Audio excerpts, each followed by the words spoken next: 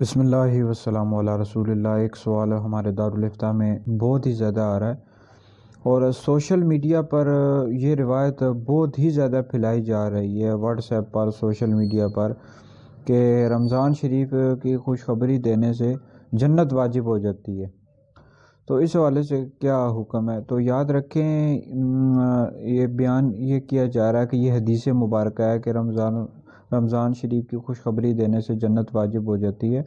یہ حدیث مبارکہ نہیں ہے اور اس کو پھیلانا بھی جائز نہیں ہے، حرام ہے، اور اس کو شیئر بھی نہیں کر سکتے، اس کو بیان بھی نہیں کر سکتے۔